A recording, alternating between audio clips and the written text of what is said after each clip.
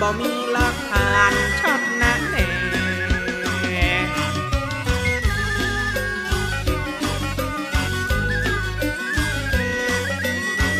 วัดทุ่งปากเกร็ดหรือปากเกร็ดคำเป็นวัดโบรา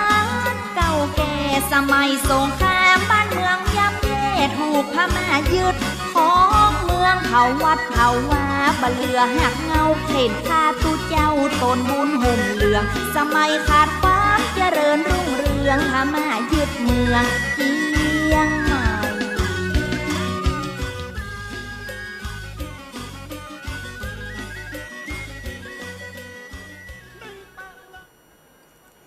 ก็ยกมือ10 นิ้ว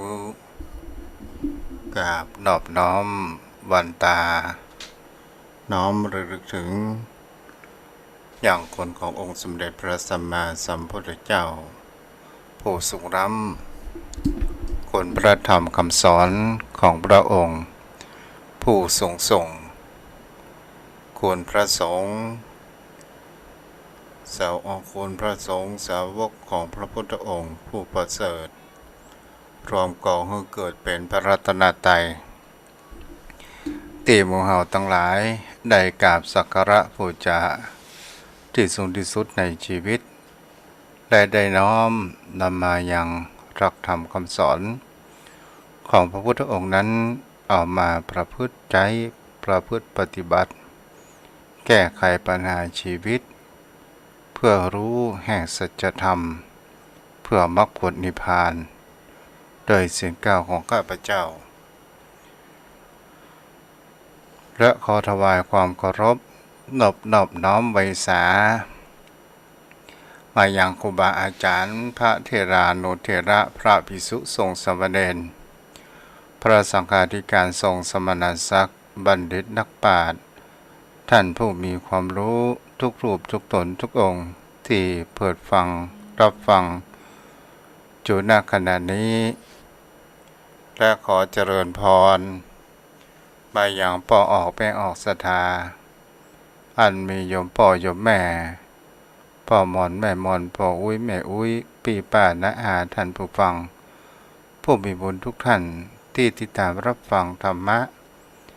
ยามแรงทางสถานีวิทยุเพื่อการศึกษาพระพุทธศาสนาและวัฒนธรรมจังหวัดเชียงใหม่104.5 เมกะเฮิรตซ์โดยความเมตตาธรรมของท่านอาจารย์พระครูสมุวิศวัตวรกิจโจผู้อำนวยการสถานีวิทยุแห่งนี้และเจ้าอาวาสวัดไฟหินตำบลสุเทพอำเภอเมืองจังหวัดเชียงใหม่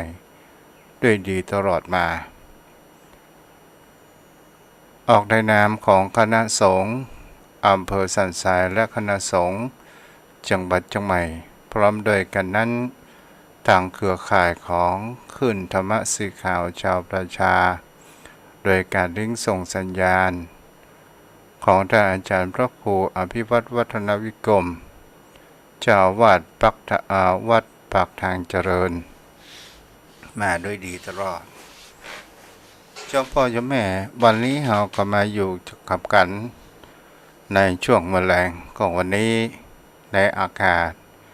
เย็นๆสบายบางที่ฝนก็ตกบางที่เหมือนฝนจะตกแต่บ่ตกสักคำก็คือช่วงนี้เป็นช่วงฤดูฝนก็ตกเป็นบางที่บางแห่งเป็นที่พูดถึงว่าฝนตกเป็นหย่อมๆบ่ทั่วฟ้าถ้าหาอู้เล่นกันก็ว่าเทวดาสองมาตรฐานตีหันตกแล้วตกเล่าบ้านเฮากองแล้วกองเล่าก็นันตกตะกี้พอฝนเหมือนจะต้องเข้าลมก็จะมาสถานญาติโยมทั้งหลายมีแต่ลมพอสักพักนั้นหายไปถึงลมหายไปถึงเมฆฝนไปเสร็จแล้วนี่ก็คืออำนาจของลมป่าไปเอาละโยมพ่อโยมแม่วันนี้เรามาอยู่กับกันในเรื่องแห่งเขาว่าครั้งในพระพุทธกาลสถานญาติโยมทั้งหลาย ในสิ่งที่แห่งเขาว่าคนพาลผู้คนเหล่านั้นมักจะหมายถึงกับบุคคลที่มีความประพฤติที่บดีก็เป็นส่วนหนึ่งผู้บ่มีแห่งเขาว่ากายสุจริตวจีสุจริตมโนสุจริตก็คือตรงกันข้ามและก็บุคคลผู้มหันต์ยังในแห่งพระรัตนตรัยในแห่งเขาว่าคุณของพระพุทธพระธรรมพระสงฆ์หมายถึงว่าบ้านเฮาของว่ามามีใจแว่ในห่วงแก้วทั้งสามมามีใจแว่ในพระรัตนตรัยอย่างนี้เป็นต้นบางครั้งบางคราวก็เป็นคนมีที่มีจิตใจแห่งคำว่ามีความตนีทีเหนียวจักกินก็เสียดายจักทานก็โกรธเสี่ยงเลยเป็นสิ่งที่มาหืดทานและก็ไปได้รักษาศีลอันนี้ก็คือเป็นการตั้งอยู่ในคนพาลเช่นเดียวกันครั้งหนึ่งศรัทธาญาติโยมทั้งหลายครั้งในพระพุทธกาลตกมาอยู่วันหนึ่งในตอนเช้าพุทธองค์กับพระอานนท์นั้นได้เสด็จออกบิณฑบาตและก็ไปพบเจอมีบุรุษคนหนึ่งนั้นได้กำไม้ถอนไม้วันหอว่ากำไม่แส่ไล่ฟาดละอ่อนเด็กจันทานคนหนึ่งที่เป็นมีอาชีพแห่งเขาว่าเป็นคนขอทานพระองค์นั้นได้ยิ้มพระสวนความเป็นพระพุทธเจ้าการที่จะยิ้มแต่ละครั้งนั้นมันก็จะต้องมี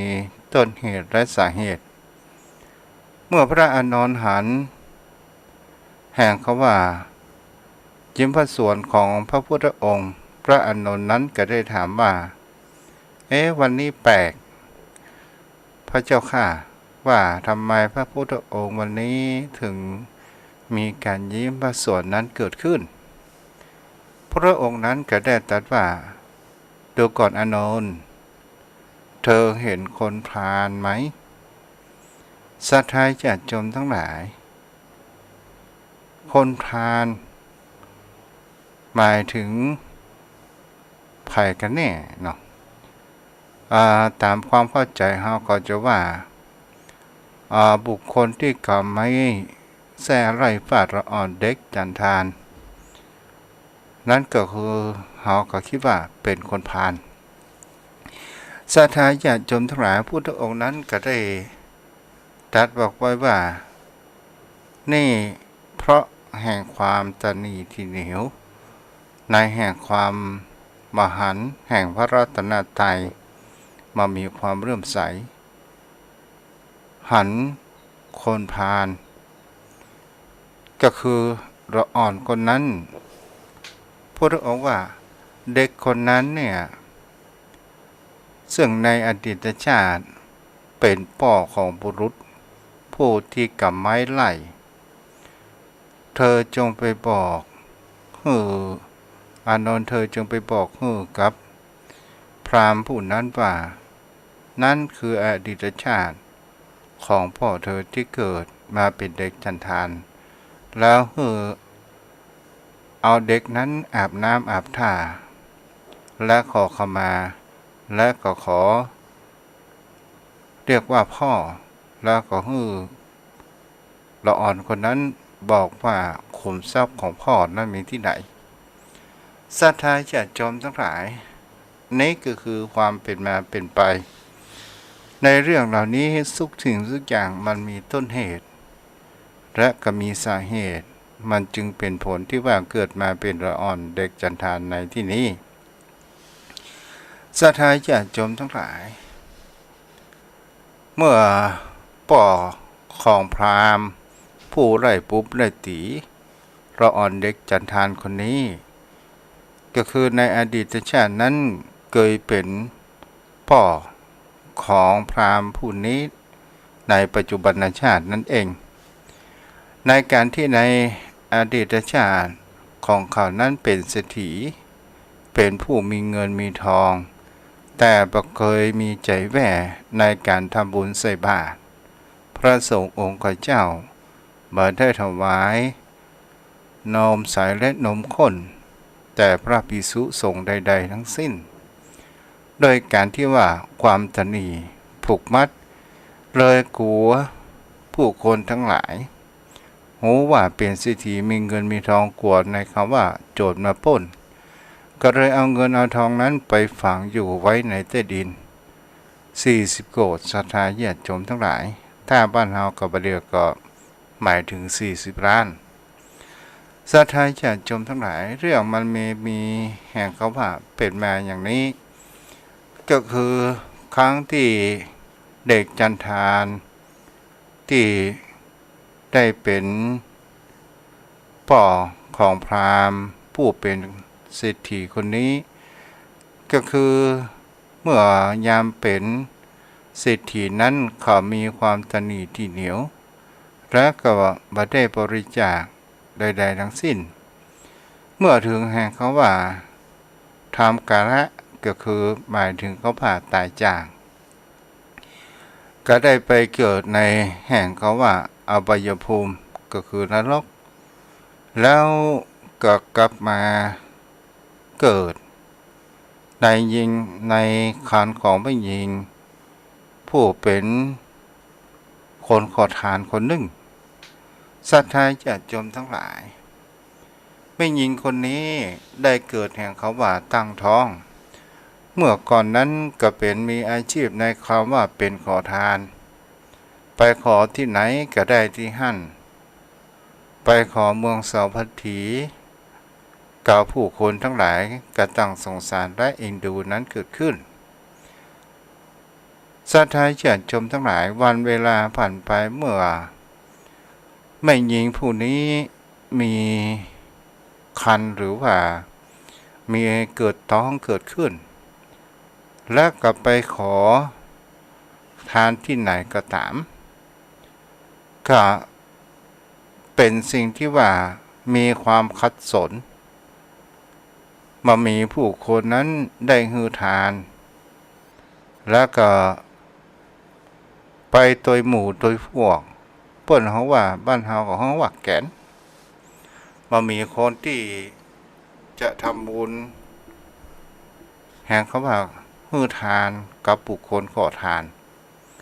วันแล้ววันเล่าศรัทธาญาติโยมทั้งหลายบังเอิญพอถึงว่าลูกของนางนั้นคลอดออกมานางนั้นก็ได้หานว่าลูกนี้เกิดเป็นแห่งเขาว่ากาลกินีก็คืออยู่กับไผก็ทำให้บุคคลผู้นั้นมีแต่ความขัดสนบ่มีเงินบ่มีทองต่างๆนานานั้นเกิดขึ้นพอเวลาอายุประมาณสัก6-7 ปีศรัทธาญาติโยมทั้งหลายนางนั้นก็ได้ฮือทานได้มอบหมายแห่งเขาว่าขอทานและได้บอกกับลูกตัวเองว่าเจ้าจงไปขอทานในที่อื่นอย่ามาอยู่ตัวแม่อยู่ตัวพวกเลยเธอจะไปที่ไหนก็ไปตามสบายเพราะว่าเธอนั้นเป็นตัวกาลกินีเมื่อมาอยู่ในท้องของแม่ก็ทำให้มีแต่ความขัดสนและวุ่นวายนั้นเกิดขึ้นบังเอิญอ่อนเด็กจันทานผู้นี้ก็ได้เดินไปตามท้องถนนบังเอิญไปไกลในบ้านตัวเองก็ได้มีจิตสำนึกเกิดขึ้นแห่งเขาว่าเปิดเขาว่าอยากกับเป็นการระลึกชาตินึกได้ว่านี่ก็คือเป็นบ้านของเรานี้เองและทีนี้ก็เลยจะเข้าไปยังบ้านของตัวเองบังเอิญพราหมณ์ผู้เป็นลูกนั้นได้หันแล้วและละอ่อนคนนี้ก็บอกว่าได้บอกกับลูกว่าลูกอันนี้ป่อมาหาศรัทธาญาติโยมทั้งหลายแต่พราหมณ์นั้นหันว่าเป็นละอ่อนที่มี แห่เขาว่าเป็นเด็กจันทานมีหน้าอัปลักษณ์เนื้อตนตัวนั้น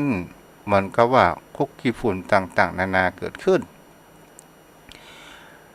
ลูกเศรษฐีก็ต้องเป็นเศรษฐีก็ไล่เอาไม้แส้ขับไล่ฟาดเป็นไผว่ามาเป็นเป้ากูไงฮะยินอยู่ไหนมาขอทานเลยไงไล่สถานญาติโยมทั้งหลายก็เลยกายหน้าองค์สมเด็จพระสัมมาสัมพุทธเจ้าและพระอานนท์สถานญาติโยมทั้งหลายเมื่อพระอานนท์นั้นก็ได้ไปบอกกับพราหมณ์ผู้เป็นลูกเศรษฐี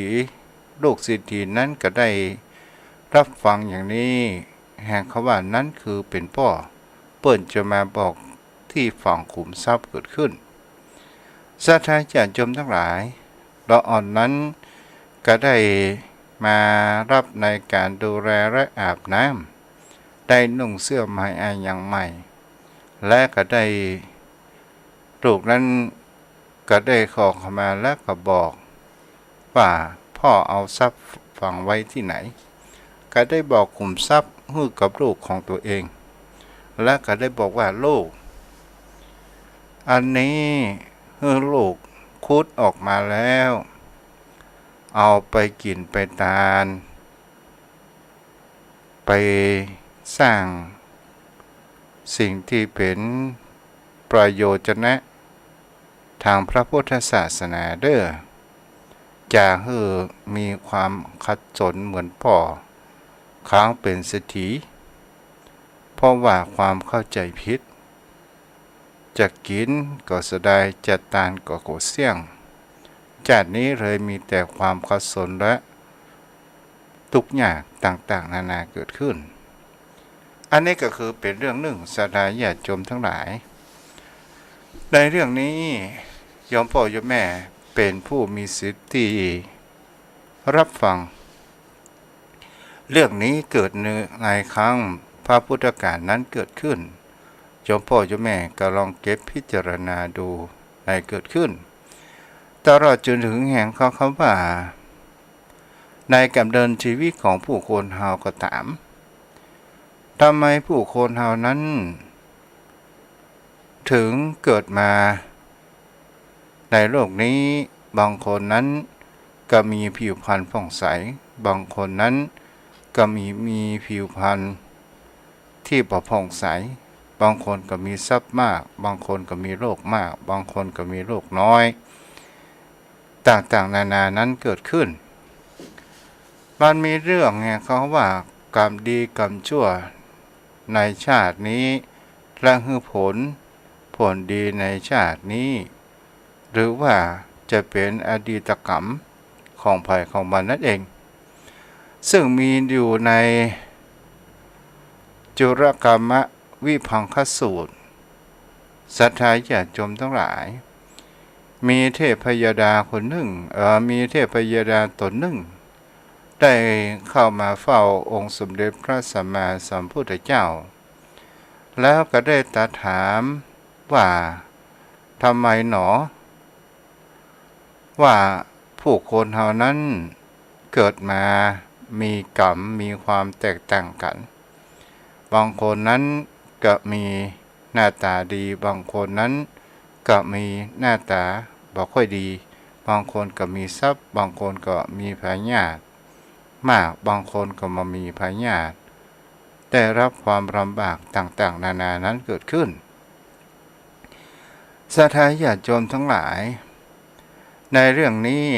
พุทธองค์ก็ได้ตรัสให้พวกเขาว่าตรัสให้กับเทวดาว่าดูก่อนมนุษย์คนเหตุที่เกิดมาเหมือนกันเพราะว่าในการกระทำผลแห่งกรรมของผู้คนเหล่านั้นมันมีความแตกต่างกันนั่นก็หมายถึงก็ว่าคนเหล่านั้นมีกรรมเป็นของตน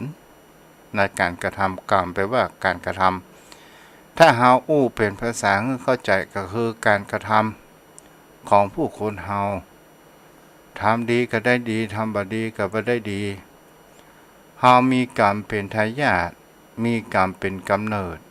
มีกรรมเป็นเผ่าพันธุ์มีกรรมเป็นที่พึ่งอาศัยกรรมย่อมสนองจำแนกสัตว์ทั้งหลายให้เลวและดีมีความแตกต่างกันนั่นเองสัตว์ไทยญาติโยมทั้งหลายในที่นี้พระองค์นั้นก็ยังได้ตรัสแก่มนุษย์โดยย่อว่ามนุษย์บุคคลบางพวกในโลกนี้จะเป็นสตรีก็ตามจะเป็นบุรุษก็ตามจะเป็นผู้ฆ่าสัตว์ก็ตามจะเป็นคนหยาบก็ตามคนหยาบช้ามีมือนั้นเปื้อนด้วยเลือดฟอกไฟในการประหารมามีความกรุณาในสัตว์ทั้งหลายเพราะกรรมนั้นที่เขาได้ทำและมีความบริบูรณ์ยึดไว้อย่างนั้นหลังจากการตายเขาจะต้องเกิดในอบายมีทุกขติวินิบาตนรกหลังจากการตายก็คือไปเกิดไปในอบายภูมิสถานญาติโยมทั้งหลายกับบุคคลถ้าว่ากลับมาเกิดเป็นมนุษย์ในชาตินี้คนเหล่านั้นเกิดมาเป็นผู้คนในชาตินี้มักจะมีอายุสั้นเพราะว่าเป็นบุคคลที่ผู้ฆ่าสัตว์มีความหยาบช้ามีมือเปื้อนเลือดในการประหารมันมีความกรุณาก็คือมันมีความสงสารต่อสรรพสัตว์ทั้งหลายที่เป็นเพื่อนเกิดแก่เจ็บตายบนโลกใบนี้เขานั้นย่อมมีอายุสั้นส่วนบุคคลบางคนในโลกนี้ละเว้นกิเลสเสียในการฆ่าสัตว์วางอาวุธมีความละอายมีความเอ็นดูมุ่งหวังประโยชน์เพื่อกู้คูณสรรพสัตว์ทั้งหลายบุคคลที่มีความยึดถืออย่างนี้หลังจากการตายเขาก็จะต้องไปอยู่สู่ในแห่งคำว่าสุคติโลกสวรรค์ก็คือหลังจากการตายเขาไปสู่ในสุคติโลกสวรรค์ก็คือในภพที่ดีแล้วถ้าบุญมีได้มาเกิดเป็นมนุษย์ในชาตินี้เขาก็จะมีอายุมั่นยืนยาวบุคคลในโลกนี้บำเพ็ญบุคคลที่มีแห่งคำว่าเบียดเบียนสัตว์และมีฝ่ามือจุ่มด้วยเลือดและเป็นคนที่มาได้ประหารมีอาวุธคนประเภทนี้เกิดมาในชาตินี้จะมีอายุมั่นยืนยาวนั่นเองสัตว์ญาติโยมทั้งหลายบุคคลในโลกนี้ที่มีความเบียดเบียนสัตว์โดยฝ่ามือโดยก้อนดินโดยท่อนไม้โดยอาวุธหมายถึงก็บุคคลที่ชอบรังแกสัตว์สมมติว่าหมาเตะหมาเนี่ยไล่หมาเอาใบหินขว้างหมาบางครั้งบางคราวตลอดจนถึงมีการเบียดเบียนรังแกสัตว์อื่นๆสัตว์ญาติโยมทั้งหลายมีนิทานท่านเรื่องหนึ่งเป็นสิ่งที่จารึกว่าการผูกอาฆาตมีละอ่อนป้อใจอยู่คนถึงสัตว์ญาติโยมทั้งหลายบังเอิญเขาได้เดินมาดุมๆและเปียท่อนไม้ไปฟาดเอาไปบุบหัวผู้มีอายุคนหนึ่งแล้วเขาได้เอ่ยว่าหิงข้าแฮสัตว์ญาติโยมทั้งหลายเกิดมีคนถามว่าฆ่าแกกันอย่างไรในอดีตชาติเคยเป็นควายเมื่อเขานั้นไถนา เมื่อไถนาเสร็จแล้วเอาเฮานั้นมาฆ่าอยู่ที่หัวนาเกิดขึ้นปกเป็นจุ่นเป็นปวนลองถามมันเนาะแม่นมาแม่นศรัทธาญาติโยมทั้งหลายเหตุการณ์นี้มันก็เกิดขึ้นและก็จะเห็นแล้วว่าแม้กระทั่งควายเมื่อถูกอาฆาตกลับมาเกิดเป็นมนุษย์ยังมีความระลึกชาตินั้นเกิดขึ้นได้อันนี้ก็เช่นเดียวกันศรัทธาญาติโยมทั้งหลายหมายถึงเขาว่าบุคคลที่มีแห่งเขาว่าเบียดเบียนสัตว์เบียดเบียนควายนั้นเป็นสัตว์มีคุณแต่ปัจจุบันมันบ่ได้ก็ยังถือว่ายังมีคุณอยู่ศรัทธาญาติโยมทั้งหลายสิ่งเหล่านี้เป็นสิ่งที่จะหันพระองค์นั้นได้ตรัสว่าถ้าบุคคลใดก็ตามถ้ามีการเบียดเบียนบุคคลโดยท่อนไม้โดยท่อนก้อนดินอย่างใดก็ตามหลังจากการตายไปสู่แห่งเขาว่าทุกขติอบายภูมิและปิกมาเกิดมาเป็นมนุษย์แห่งครั้งหนึ่งก็จะเป็นผู้มีแห่งเขาว่าโรคภัยไข้เจ็บมีแม่บางคนก็เกิดมา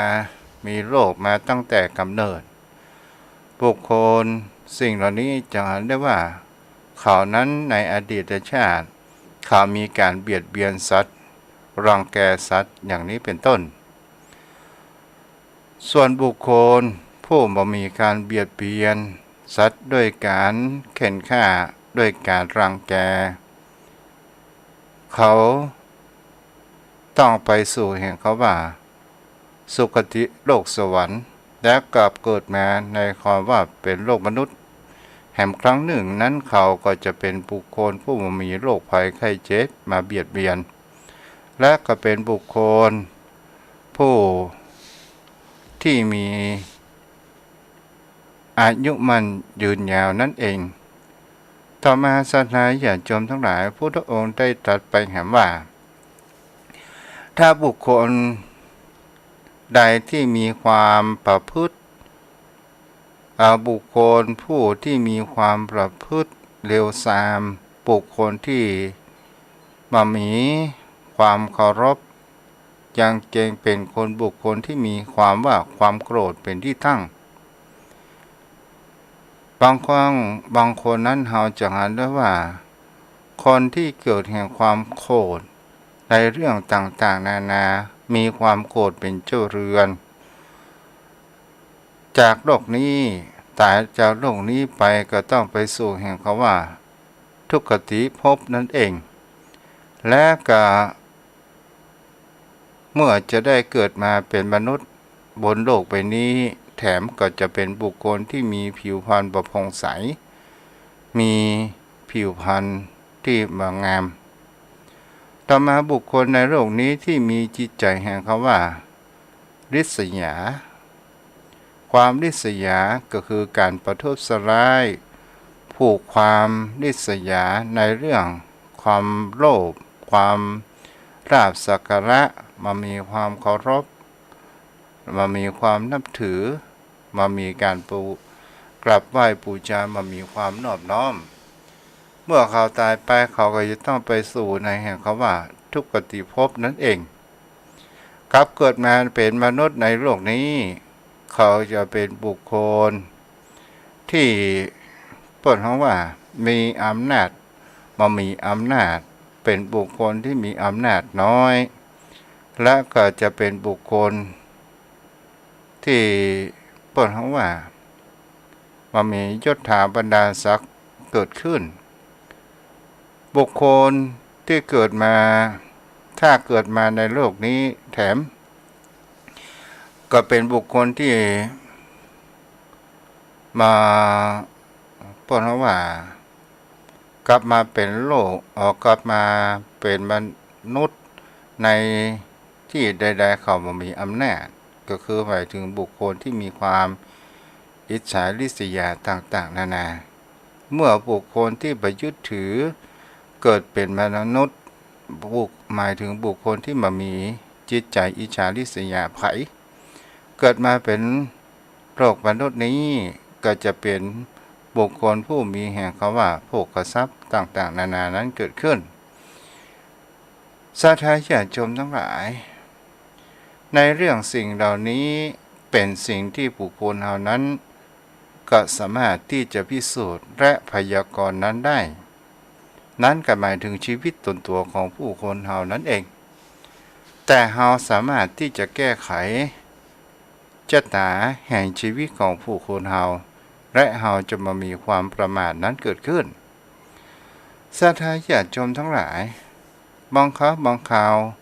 เป็นสิ่งเรื่องที่ผู้คนเหล่านั้นจะนะว่าบางคนเกิดมาบนโลกใบนี้มีแต่ในเรื่องแห่งคำว่าอิจฉาริษยาและบุคคลที่มีความโกรธเป็นเจ้าเรือนกันนั้นอยู่แม่และก็เฮาก็ลองพิจารณาดูสังเกตถ้าบุคคลใดก็ตามถึงในภพนี้ก็ตามถ้าบุคคลใดที่เป็นคนที่มีความขี้โกรธเปิ้นว่าอย่างน้อยกระโกรธตลอดจนถึงเป็นเล่นเปิ้นได้แต่เปิ้นเล่นตัวเองนั้นบ่ได้และเกิดความโกรธสาธารณชนทั้งหลายเฮาก็จะพอผิวพรรณของเขาก็จะเห็นว่ามีแต่ความดำความเศร้าตลอดจนถึงแม้บุคคลผู้มีประพฤติศีลปฏิบัติธรรมเฮาจะพอวันณะผิวพรรณของบุคคลคนนั้นจะมีคำว่าอิ่มไปด้วยบุญกุศลวันณะผิวพรรณนั้นก็มีความผ่องใสตลอดจนถึงบุคคลผู้ที่ชอบในการทำบุญจะมีการทำบุญใส่บาตรข้าวปลาอาหารแต่พระสงฆ์องค์เจ้าสาธารณชนทั้งหลายเฮาก็เห็นเลยว่าการที่ตื้อหื้อทานได้ทำบุญใส่บาตรการได้ช่วยเหลือบุคคลอื่นการได้อุปถัมภ์อุปถากผู้มีพระคุณบุคคลเหล่านี้จะเป็นบุคคลที่ก่อให้เกิดแห่งความอิ่มบุญก่อให้เกิดแห่งคำว่าโภคทรัพย์มามีแห่งคำว่าความอับจนนั้นเกิดขึ้นเจ้าพ่อเจ้าแม่ก็ลองสังเกตพิจารณาตนตัวของเขานั้นเองบางท่านบางคนนั้นได้รับผลแห่งกรรมปัจจุบันในชาตินี้หรือในการกระทำในอดีตในความเป็นที่เราเป็นละอ่อนวัยรุ่นจนถึงปัจจุบันนี้อย่างเช่นเราเป็นคนที่มีความดื้อรั้นต่อพ่อต่อแม่เป็นคนที่บ่เชื่อฟังคำครูบาอาจารย์เป็นคนที่มีความอวดรู้อวดวักหรือพ่อแม่หรือครูบาอาจารย์สาธารณชนทั้งหลายวัฏจักรแห่งกรรมนั้นมันก็บ่สูญหายไปไหนเมื่อเฮาแต่งการทางงานเฮามีทายาทลูกเต้าเข้าปั้นมันก็บ่สามารถที่จะฟังคำสอนคำสั่งของเฮานั้นได้เพราะว่าบุพกรรมของเฮาเพราะว่าเฮานั้นก็เป็นคนที่มีความดื้อรั้นต่อพ่อต่อแม่แต่ถ้าว่าบุคคลใดที่มีความเชื่อฟังคำสอนของพ่อของแม่มามีความดื้อรั้นแต่ถ้าเฮามีครอบครัวมันก็ก่อให้เกิดแห่งเขาว่าลูกหลานของเฮานั้นมีการฟังคำสอนคำสั่งของเฮานั้นอยู่สม่ำเสมอนี่ยมพ่อยมแม่ก็ลองเก็บพิจารณา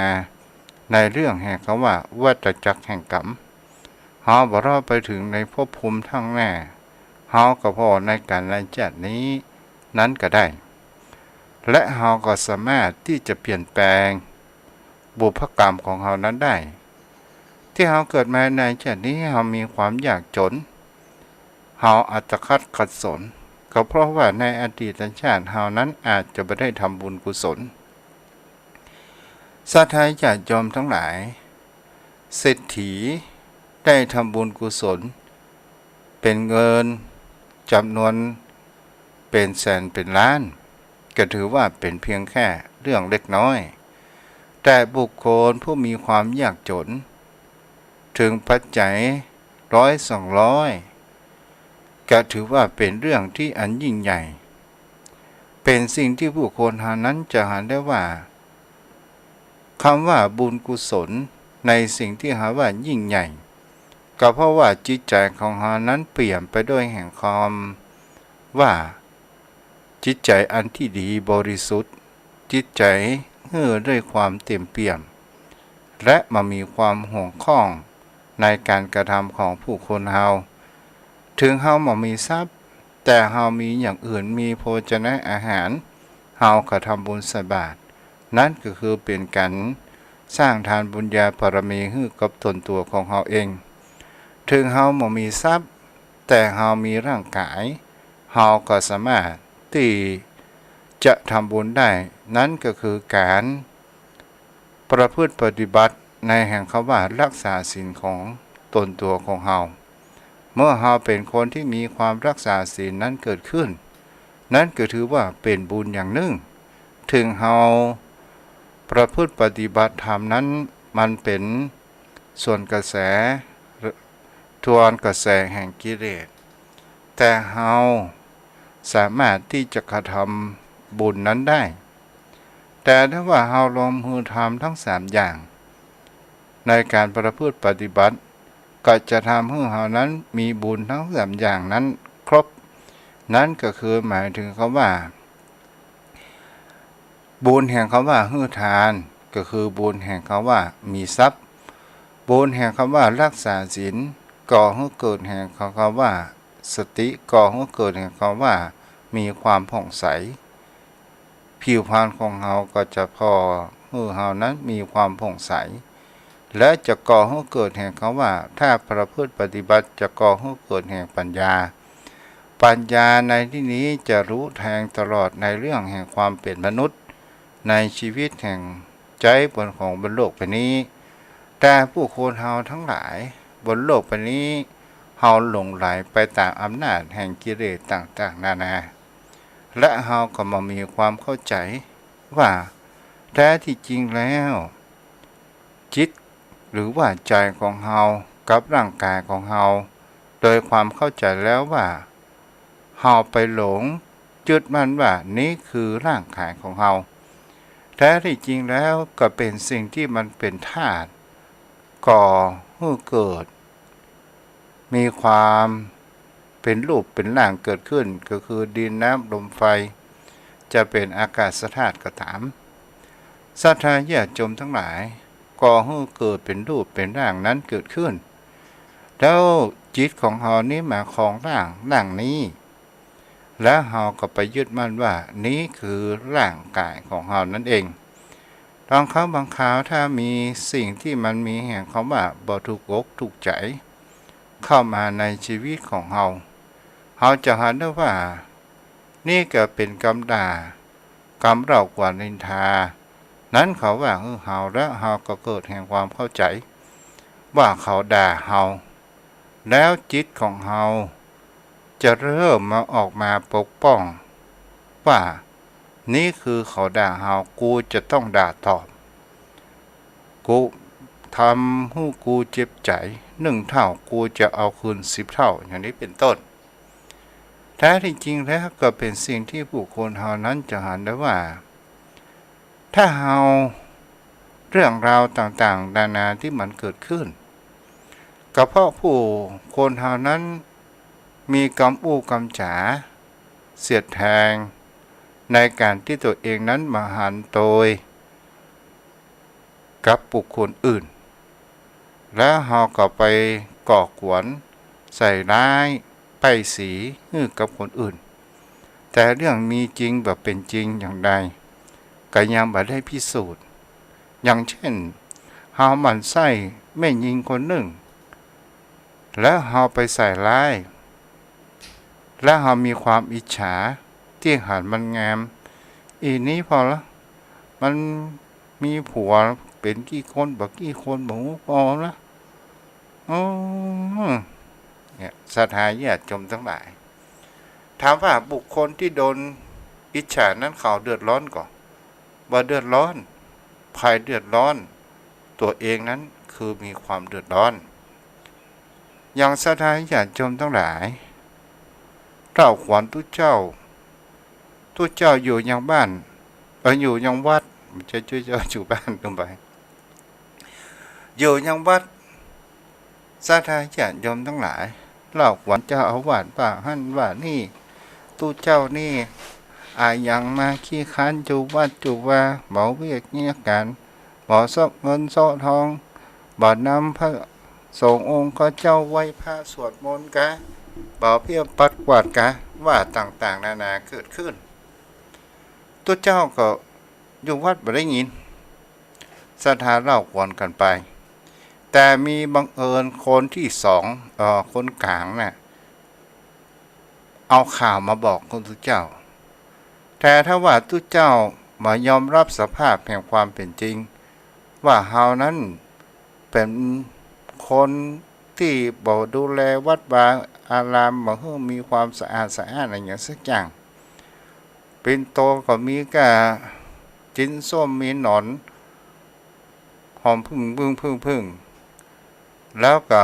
มายอมรับความจริงสู้เป็นไผมาว่า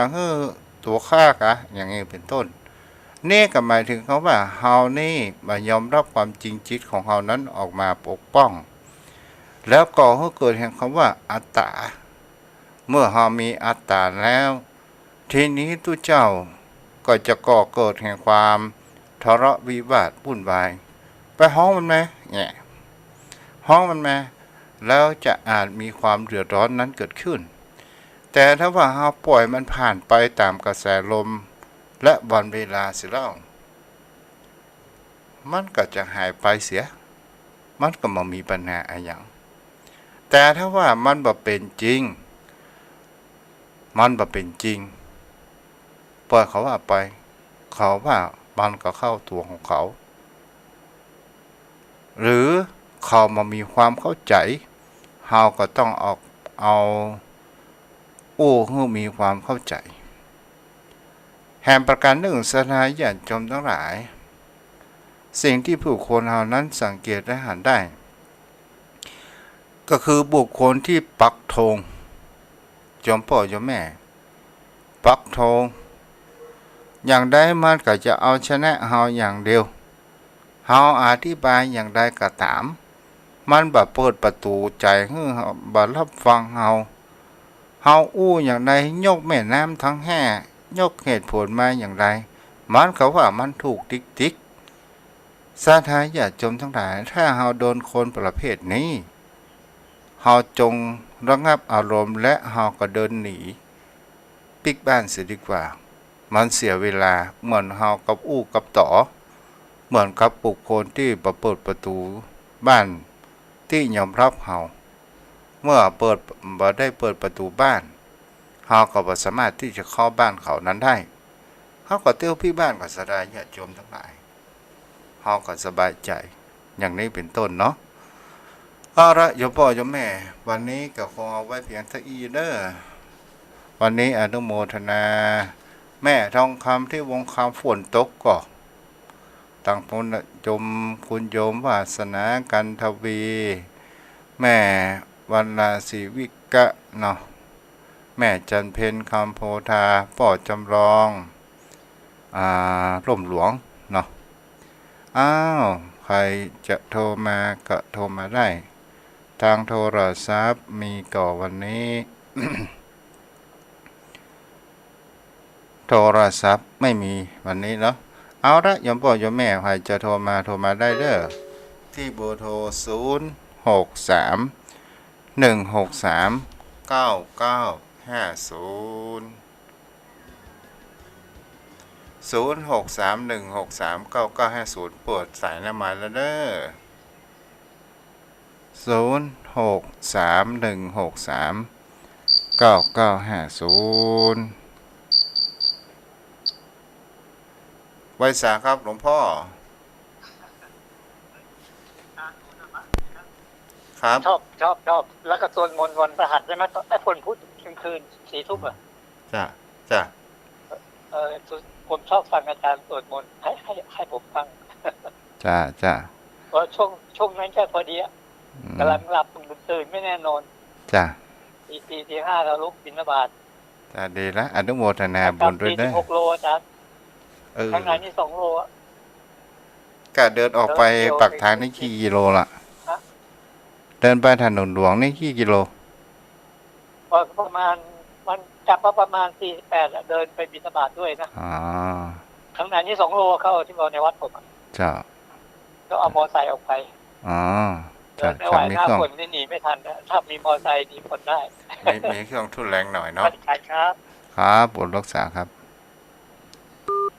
0631639950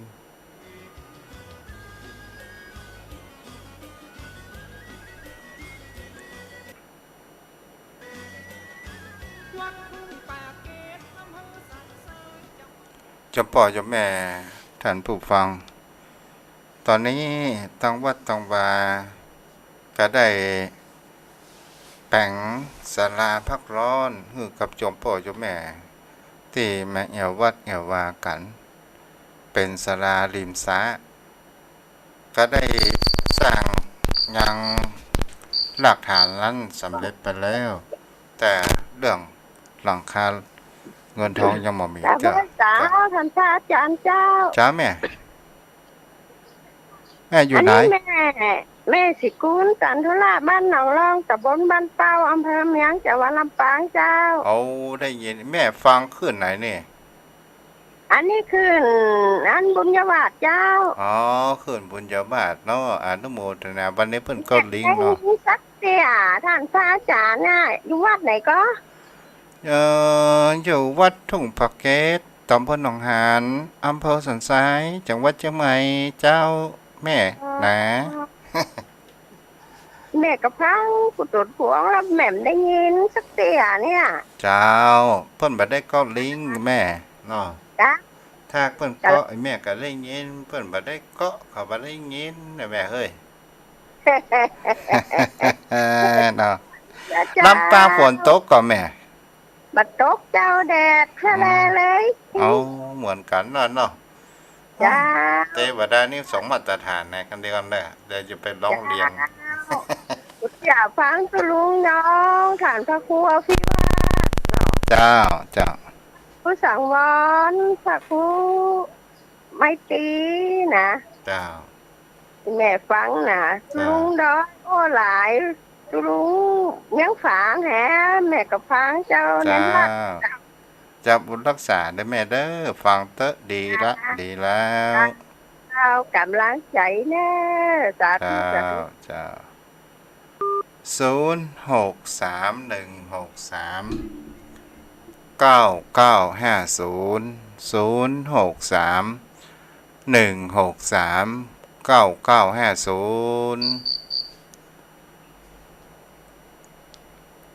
0631639950แปลงศาลาริมสระตอนนี้หลักฐานเสร็จสมบูรณ์ไปแล้ว เหลือขาดตังซื้อเล็กมุงไม่กระชิดเนาะจะเอาพุทธรูปไปไว้โดยแล้วก็จะเป็นที่พั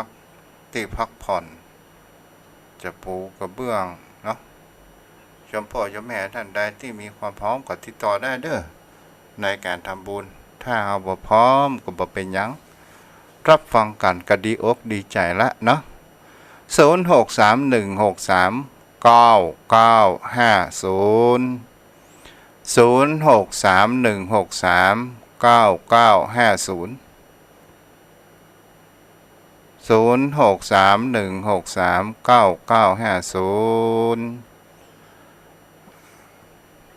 ชนอยู่กินตามธรรมมงะชาติ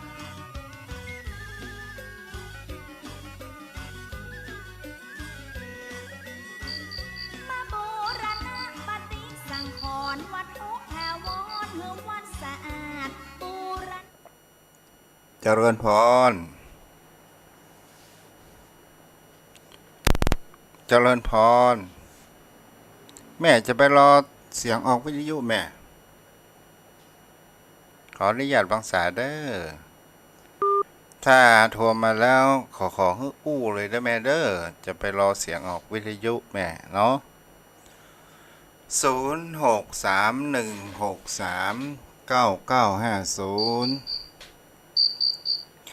เจริญพรแม่ เจ้าไว้ตัดเจ้า เจ้าพี่น้อง คน ฝา ฟั ง ง เนาะ ท่านอยู่ที่เมืองฝางเจ้าชัดเจนดีอยู่เจ้า เจ้าเมืองฝางเป็นจะได้พ่อง อากาศ ฮ้อ ดี นน่ะเจ้าวันนี้ฮ้อนจัดขนาดฝนก็บ่ตกฝนตกแต่ว่าน้อยเดียวเจ้า มันเจ้ฮ้อนอวมก็แม่ไอ้ อื อวม มเมื่อวัน ฮ็ มั ด น กะ เมื่อวันแต่กันมันฮ้อนแดดแต่น่ะแดดจัดขนาด แม่ เมื่อ ล่ะ แรง แม่ นี้ ป จะ ระเดี๋ยวนี้มันปรากฏการณ์ เมื่อแรงนี้ก็ยังมีแดดอยู่เดือนเนี่ย จ้ะเออ จังว่าท่านตกก็เจ้าฝนตกก็เจ้า ปะโตก ฝนตกแต่ว่าน้อยเดียวเจ้า จ้ะแม่ปิดวิทยุให้ลูกตู้ตัวเด้อ เจ้า จ้ะแล้วก็ตะกี้เมฆฝนมากำกายไปเสียแม่เฮ้ยเนาะ เจ้าสักวันมันคงจะตกอยู่อะเจ้า จะมาถึงคิวเด้อจ้ะ เจ้ามันถึงคิวเตอร์อ่ะ จ้ะบน วันนี้มีเมฆนักขนาดนั้นเจ้านะ เจ้าบุญรักษาได้แม่เด้อ เจ้าไว้สัตว์เจ้า จ้ะ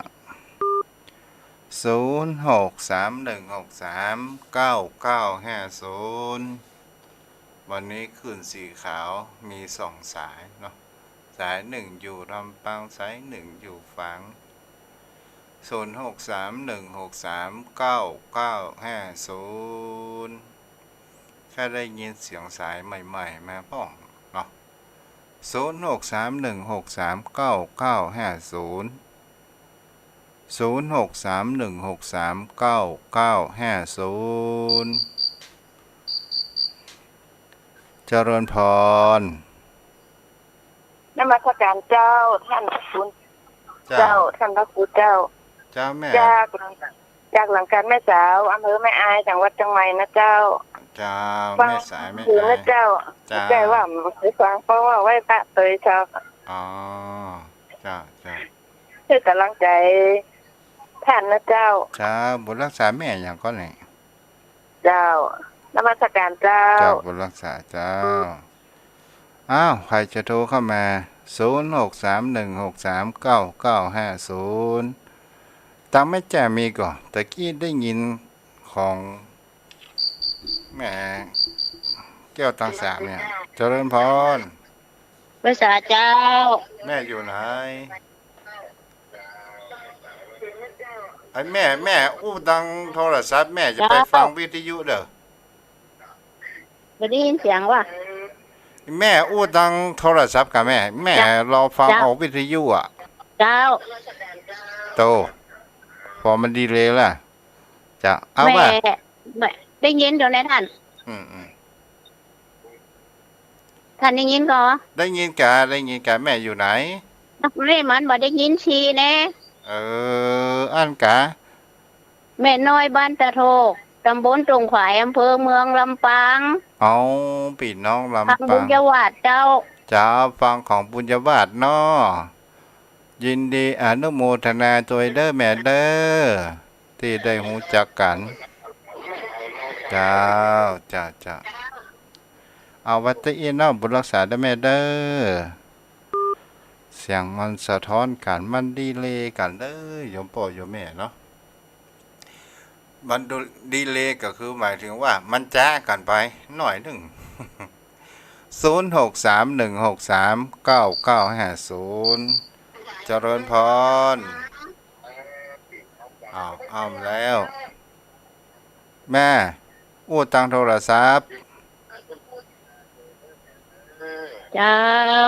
อู้ตังโทรศัพท์แม่ปิดวิทยุเลยอู้ตังโทรศัพท์นี่เลยแม่ เจ้า จ้าฮัลโหลนั่นเตอะเนาะ0631639950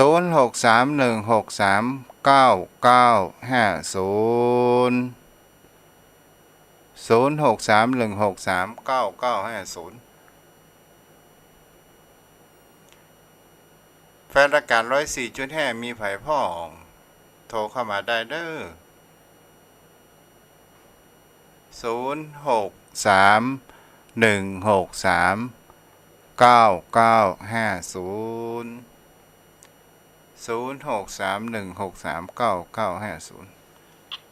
ุโมทนา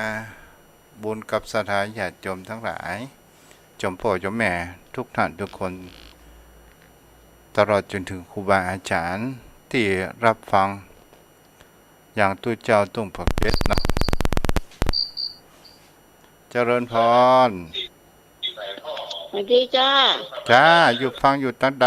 จ้า ยังอยู่ที่อันบ้านลำปางห้าแยกเจ้า อ๋อบ้านลำปาง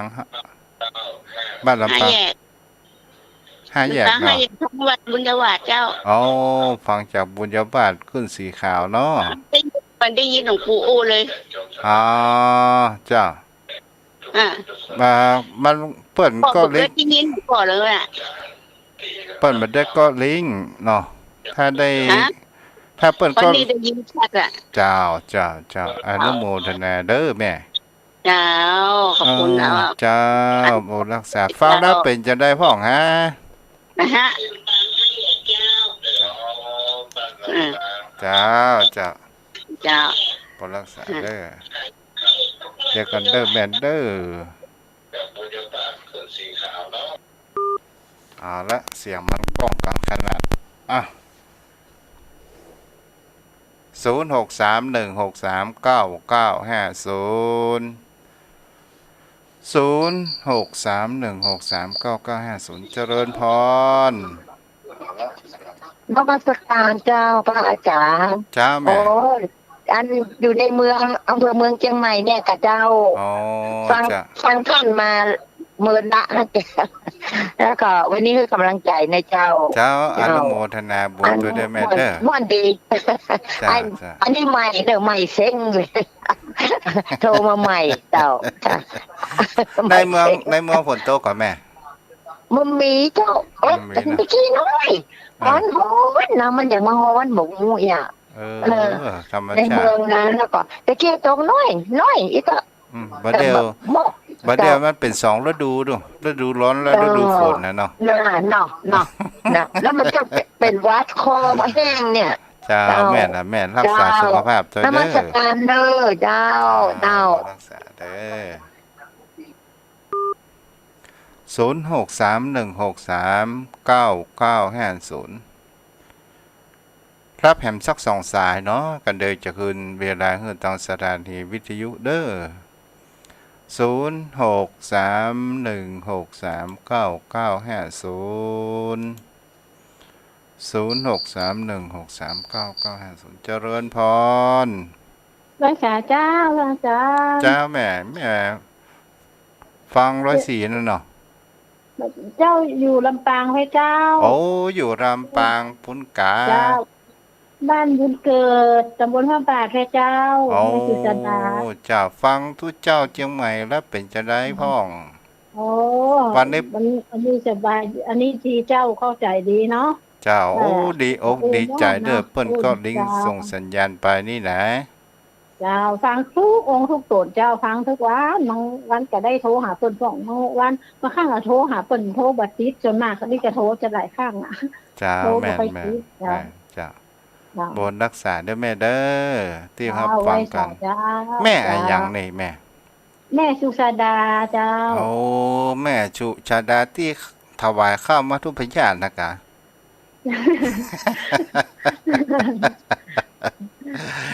เจ้าบุญรักษาแม่ดีอกดีใจเด้อ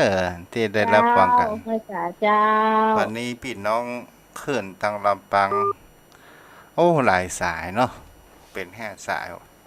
ย6 สาย ฝางเนาะแล้วก็เชียงใหม่ 0631639950 ขอสายสุดท้ายเด้อ0631639950 เจริญพร ฮัลโหลไว้สาเจ้า เจ้าแม่ แม่ฟังไหน โอ้ยยากแต่ยากว่าแต่ โอ้ธรรมดาเนี่ยแม่เฮ้ย โอ้โทรแถวซีแยกสนามบินเนี่ยเจ้า อ๋ออยู่สนามบิน พอ เจ้า เครื่อง ฟัง บิน ถึง ขึ้นลงขึ้น 104 ลง อะค่ะ โอ้ฟัง104เครื่ เจ้า องเสียงเครื่องบินชินไปแล้วเนาะแม่เนาะ เจ้ามันก็ได้ยินเป็นช่วงๆเนี่ยก็แป๊บก็มาแป๊บก็มาหน่อยเจ้า อันนี้ก็ขึ้นลงนั่นเนาะ เจ้า เวลาบัดเดี๋ยวนี้เฮาชินไปกับการรับกันนอนเฮาก็คุ้น เจ้า ไปแล้วกัน ชินแล้วเจ้า ชิน เจ้า ไปแล้วเนาะเจ้าดีเลย เจ้า เจ้าสุขภาพแข็งแรงเด้อแม่เด้ออนุโมทนา เจ้า ที่รับฟัง เจ้า กัน บอกเคยโทรหาฐานีไหนสักเตืออะ วันนี้โทรหากัน เจ้า เนาะ เจ้า ทุกเจ้าดีอกดีใจทุกเจ้าสันสาย แต่ว่าลองโทรพอจะติดก็ฮะโทรเป็น2-3เตือก็ เอา บ่ เป็น ติ ว่า ด เฮามีโจกเด้อแม่เฮามีโจก เจ้า เนาะ สาธุขอสมพรฝากเด้อเจ้า จ้ามีโจกแล้วจะไปลืมทุกเจ้าปันตงปันนาเด้อ โอ้บ่ลืมนะเจ้า อุดแต่ของ ไหว้ เล่นของ ค่ะ เนี่ย เจ้า เจ้าบุญรักษาแม่อา เจ้า ณาสัตยาติโยมทั้งหลายโยมพ่อโยมแม่ วันนี้ก็คงจะเอาไว้เพียงตะอี้เนาะขอบุญกินบุญทาน พุทธานุภาพธรรมานุภาพสังฆานุภาพ และบุญญาบารมีที่ตนตัวข้าพเจ้าได้ส่งสมมา ปกปักรักษาโยมพ่อโยมแม่ทุกผ่อนทุกคน โอ้หายบุญมานี่อ่ะยิงดูเปิดให้เจริญพรแม่ เจ้า เจ้า พนักงานเจ้า เจ้าแม่ เจ้า เจ้าคือกำลังใจนะเจ้า เจ้า อันนี้อยู่พวกแต้มเจ้าวัดพวกแต้ม พวกแต้มเนาะในเมืองเนาะ เจ้าที่แม่จันสมพวงมาลัย อ๋อแม่จันสมพวงมาลัยเนาะอนุโมทนาเด้อแม่ฟังกันเมื่อแล้วกะ เจ้าฟังเมินนะเจ้า เจ้า แต่ ดี โกด แล้ว บอกให้ตามเจ้า จะเป็นหยังแม่แต่เฮามีโจกอยู่ ฟังแล้วมีความสุขดีเจ้า ฟัง จ้า จังหวาน จ้าดีแล้วแม่เอา เจ้า เฮาฟังนี่ ตรงๆนะ จิตใจเฮาจะได้แวดในพระรัตนตรัยนะแม่เนาะ เจ้า เจ้าบุญรักษาเจ้าอาละโยมพ่อโยมแม่ท่านผู้ฟังวันนี้ก็คงไว้เพียงเท่านี้เด้ออายุวันโนสุขังพระลัง